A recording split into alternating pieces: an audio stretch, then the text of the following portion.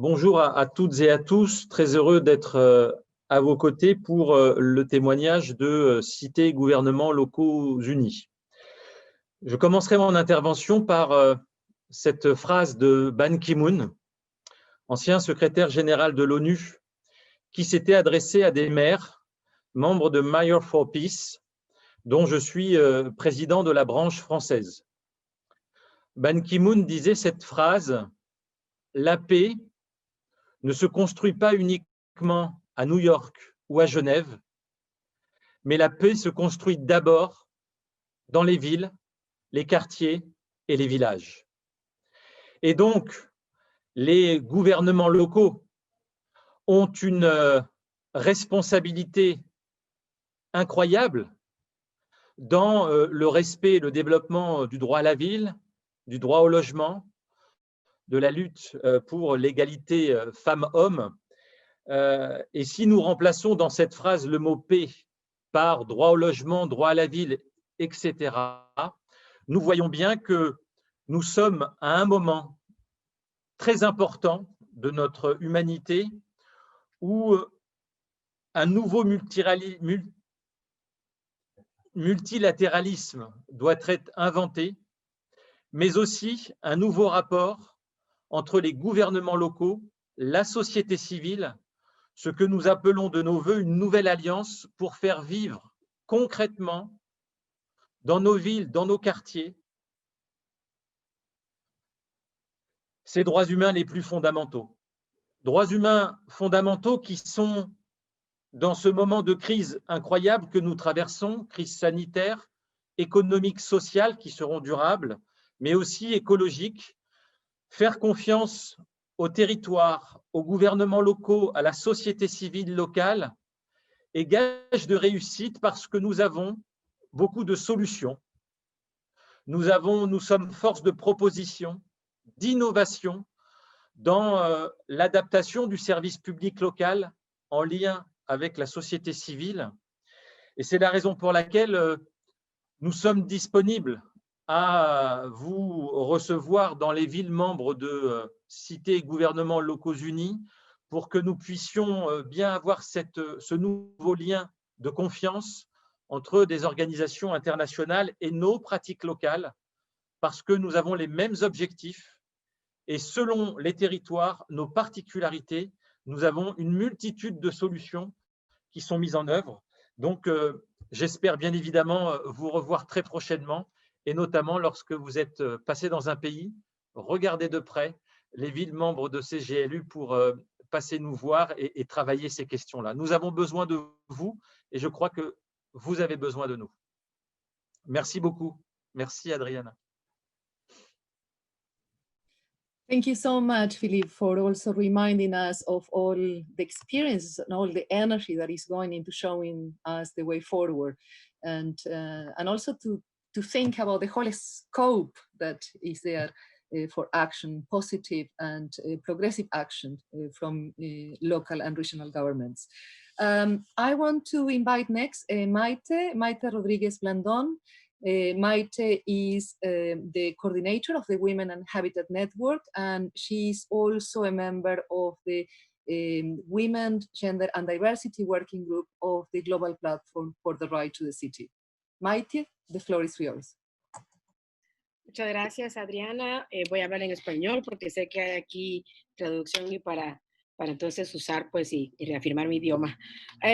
Me sumo al saludo a los distinguidos relatores especiales, a la querida Emilia, a ti Adriana, y pues sí, en nombre del grupo de trabajo de mujeres, género y diversidad de la Plataforma Global por el Derecho a la Ciudad y de nuestra chair, Ana Falú, pues me da mucho gusto comentar y hacer estos pequeños aportes que queremos hacer desde la Plataforma Global a este importante evento.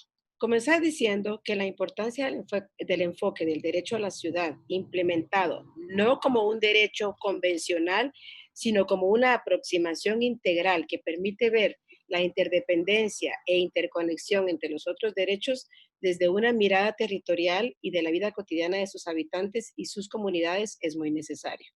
Esta mirada en la defensa en particular del derecho de las mujeres a las ciudades y los territorios ya que por mucho tiempo no hemos sido partícipes en los procesos de planificación y en procesos de políticas de hábitat y vivienda.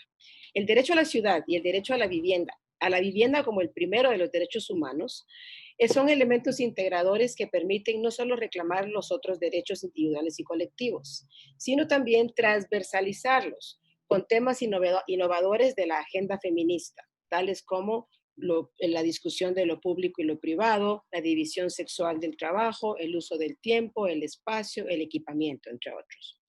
La financiarización y el extractivismo urbano afectan en particular y mayoritariamente a las mujeres, por ser la mayoría del mercado informal. Más del 30% de los hogares están a cargo de mujeres y bajo la responsabilidad única de ellas. Adicionalmente, podemos decir que cuando interseccionamos mujeres, raza, etnia, clase, identidad sexual y más, todavía esto es mucho más profundo.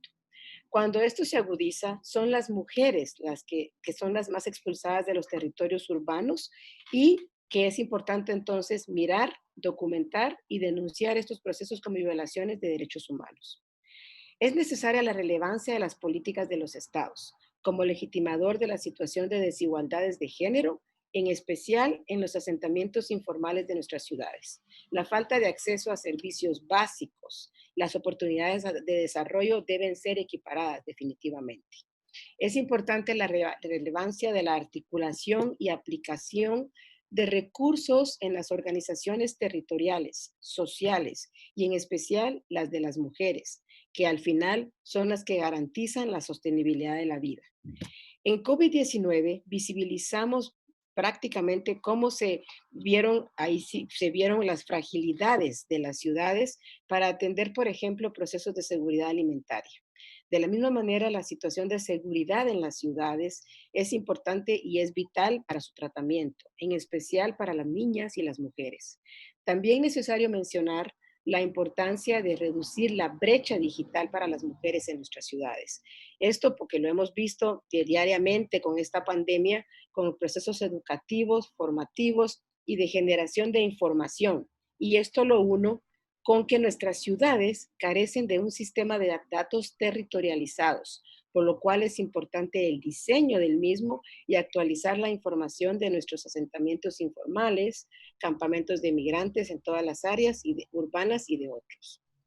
Por ello, y por todo lo que he mencionado en mis 3 minutos, es importante y urgente revisitar el derecho a las ciudades desde una visión de derechos accionables, prácticos, que sean acordes a una etapa de recuperación de esta pandemia y para la puesta en práctica de un mejor normal. Muchísimas gracias.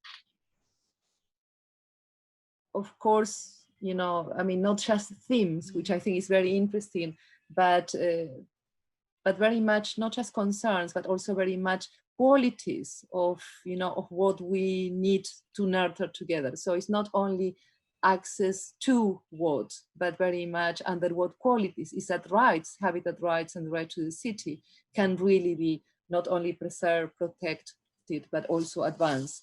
I'm going to invite, before we close this blog and move to the next very, very important question, I'm going to invite the special rapporteurs for another round of even shorter comments and reactions. But before doing that, I just want to at least highlight a few things that I think are quite important and seem to be emerging so far from all contributions and also from what we can see on the screen. And I can see that Joseph is saying that he's going to add his contributions on the chat. Thank you for that, Joseph. So I think that the first important thing perhaps to say is that I think that is a very important rediscussion around questions of the where and the who. And I think that in all the cases, what we have heard is the emphasis on rethinking the who are we talking, whose rights are we talking about?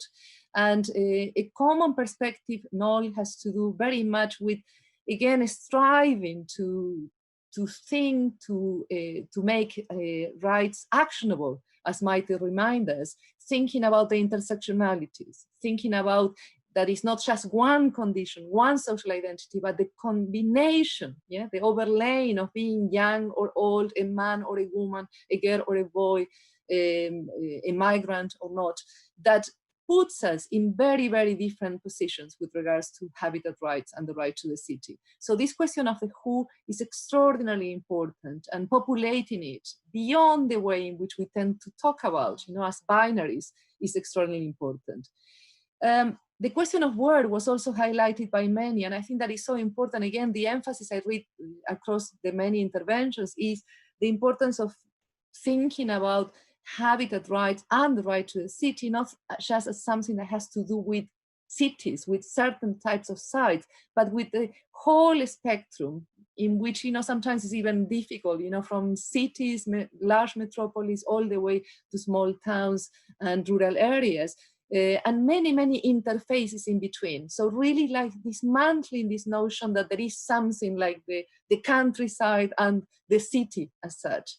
And living across this spectrum also, so where you are, not only who you are, but where you are also means that, that many groups fall, completely out of the radar with regards to any form of access to protection and advancement in terms of their rights.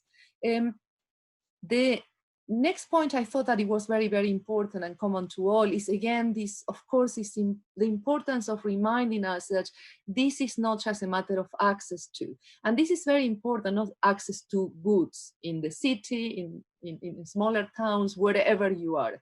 This is much more than a question of access to. And we know that the question of access to has been increasingly commodified. So we have to pay. Citizens have to pay to access housing, to access water, to access sanitation, to access health, and so on.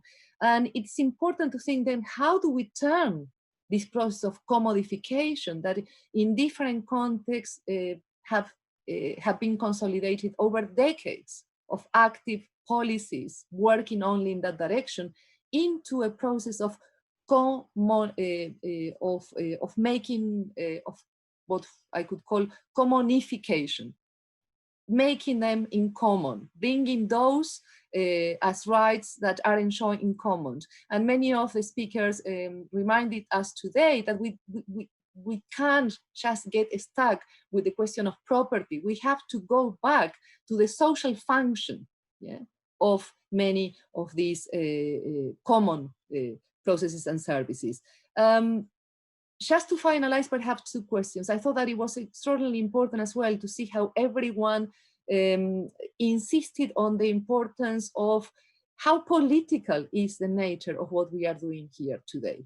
And I like very much how I think that it was Victor that put it as activating, making rights actionable also means developing the political occupancy of different spaces. So we need to think about rights again, about not just something that links people in particular places to particular services or conditions, but most importantly, about how to craft and advance the political occupancy of these rights, how to expand that. And something I think that also, among the many, many things that were extremely important that were mentioned, we were reminded at the point about the importance of thinking about new forms of multilateralism.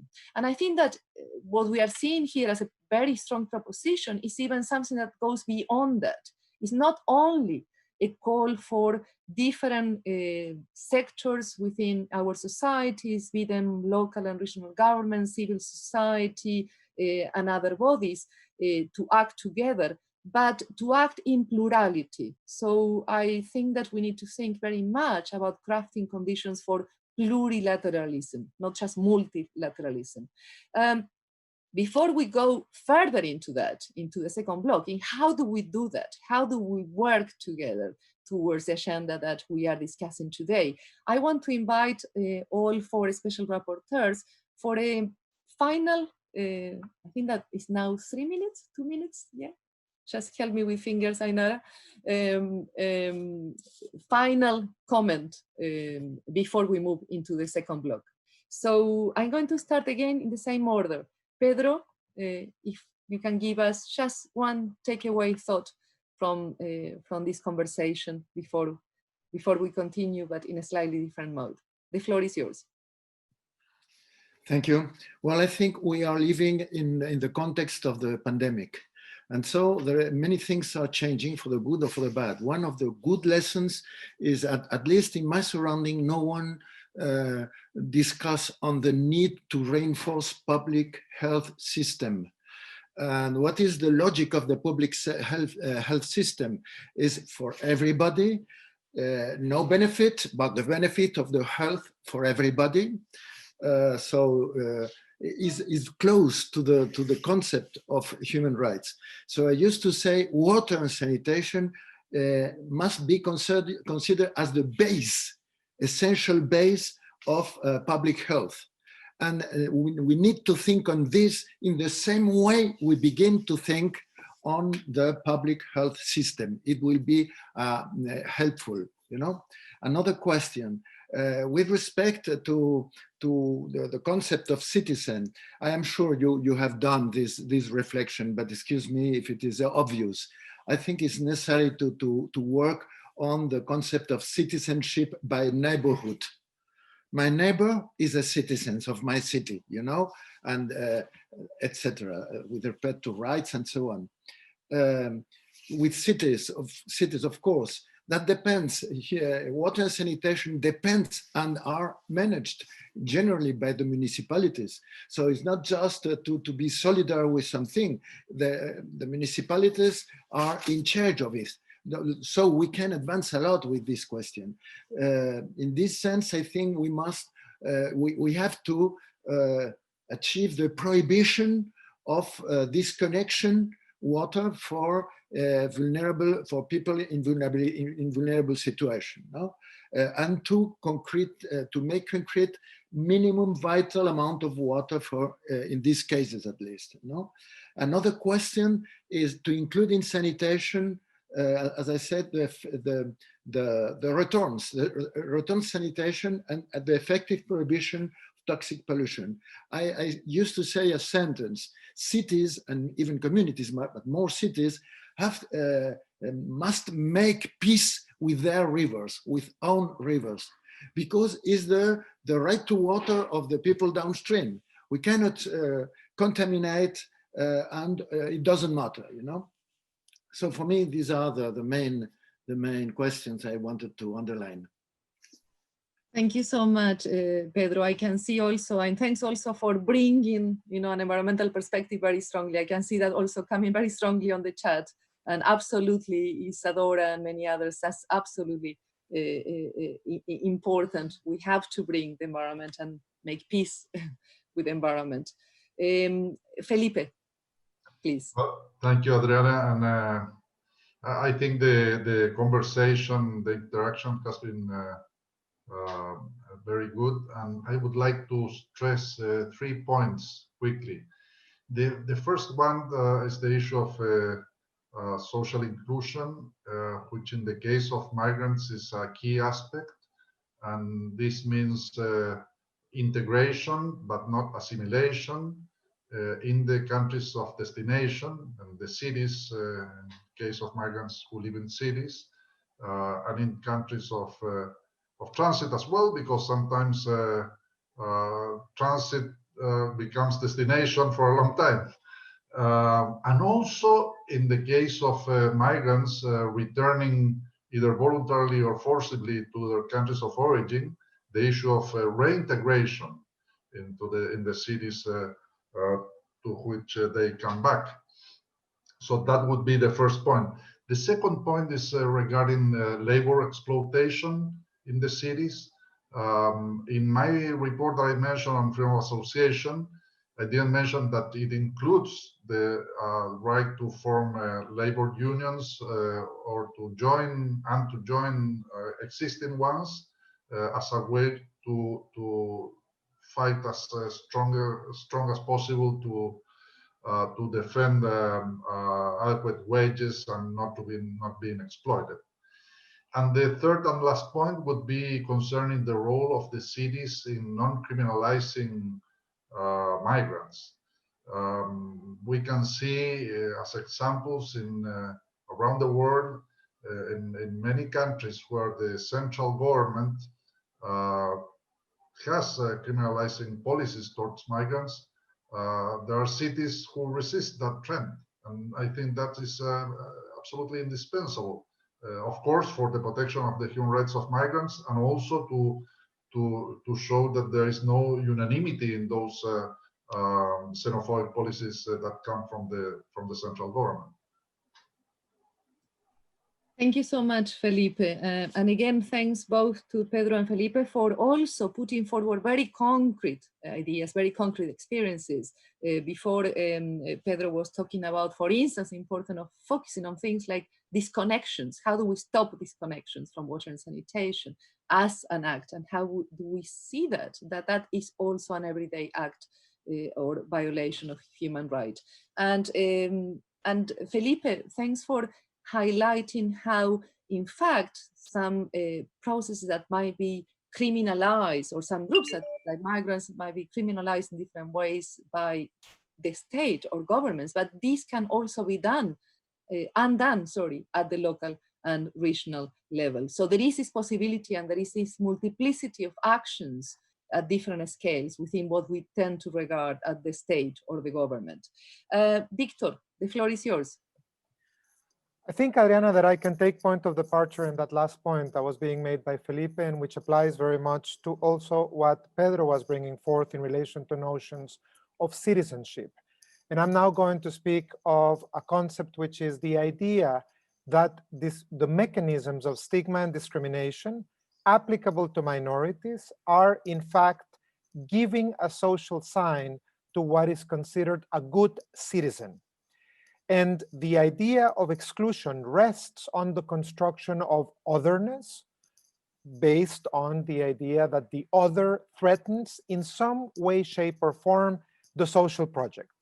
I was very stricken in my last visit to Ukraine when the very pervasive message that lesbian women that interacted with the mandate were conveying that they have received from their very early age is, you are bad citizens because you will not bear in your wombs Ukrainian children to perpetuate our national project, and you will deliver Ukraine to others that will come and occupy our space. And of course, space is urban and rural space, but mostly urban space. My second point is precisely the asymmetries that are created by the difference between rural and urban are asymmetries that will allow the breaking of borders to create coalitions, forge alliances for joint work in relation to urban spaces. There is a lot more in common that a gay man from Sao Paulo has with a gay man in New York than what he will have with a person living in the outskirts of Minas Gerais or of any other rural area around the world. We need to understand these asymmetries and understand that they will not coincide with national projects and national identities. They will coincide with urban identities, which is why I think this work is so fantastically important. This leads me to my third point, is there is a relation that we can draw as for positive action in those alliances, those coalitions that work across border, but it also manifests in those that are actually fighting against rights. The pervasiveness of current efforts to create LGBT-free zones is something that should occupy very much the work of those interested in the furtherance of human rights of all in the urban space. I'm absolutely worried, concerned about how prevalent it has been over the last 5 years, the creation of coalitions and alliances around the world that actually further the idea that the presence of LGBT people in public space is dangerous, is antisocial, and that it constitutes a viable and desirable social objective to create zones free of LGBT people. We see it all over the world, Eastern Europe, Latin America, many other places, of course, with particular ferociousness with the declaration of LGBT-free zones, for example, in Poland. And I think that it must be acknowledged that part of the work would be to address, condemn, and work against phenomena of exclusion such as that. Thank you so much, Victor. Crystal clear. a lot to say. But Raj, please, the floor is yours. I think that, I mean, you might want, I'm sure that Joseph would have loved to go back to the point that you made, very important point around land governance, also something that often, comes, off the radar in the discussions we are having. Again, Joseph, I invite you, if you want to make any points, any contributions on the chat, please go ahead. Raj, the floor is yours. Thank you, Adriana. The issue of evictions came up in your Mentimeter. Of course, I can say that, if I think about the amount of time I've spent on issues after taking over as Special Rapporteur in May, a majority of my time, especially on protection work, has been on evictions. Evictions and when we think about evictions in the broader sense, to not only think about the usual way in which people are actually removed from their housing and land, but also in terms of displacement as a broader category, which allows us a handle to understand, for example, climate change induced movements of populations, which don't necessarily resemble evictions in a common normal sense, in that the usual bulldozer doesn't turn up at your house to take it down, but then you're forced to move from where you live because of reasons of conflict, or because of degradation of land, or because of natural disasters, and so on and so forth. And I do think that the centrality of evictions and displacement to producing spatial segregation, the way cities have become, for example, the way they are, the way spatial boundaries are drawn between communities, and the way in which the land governance fails repeatedly or enables the reproduction of these hierarchies, is one of the structural reasons why evictions continue to happen at the pace at which they do. Now, in my recent report to the General Assembly, I pointed out how one of the good things that came out of COVID, as Pedro was saying, is that, well, suddenly governments found that, not just city governments, but national governments, that they had the political ability to impose bans on evictions, on, providing interventions into rental markets, on doing things that were politically unthinkable before COVID. And I really urged that in my report, that these temporary measures are only temporary. They're going to expire. As we know, in the United States, millions of people are at risk of eviction come December 31st, when the CDC imposed moratorium actually expires. But that, it also shows that when there is a political will, governments can actually do a lot. And I think that city governments are actually better positioned in some ways to actually take on these kinds of new, more challenging ways of dealing with issues of evictions. Now, finally, one very quick one-word remark on habitat rights. I just want to say that both right to the city and habitat rights are relatively new concepts, especially in the international human rights law field. But habitat rights has even less of a purchase in some ways, I would say, than the right to the city, which has become a mobilizing language for a variety of social movements, particularly in Latin America, but also I see that happening in other parts of the world. But habitat rights still remain a language of expertise in some ways, not quite anchored in the mobilizational politics of movements. Here I may be saying something provocative, but my sense is that if you look at the way habitat rights is found or not found any recognition in national laws and so on and so forth, there are very few examples of concepts of habitat rights in the sense of a holistic approach to land, water, food, culture, and livelihood, and so on, to sort of bring together a more comprehensive approach to rights, one that actually cut across both urban and rural boundaries within countries.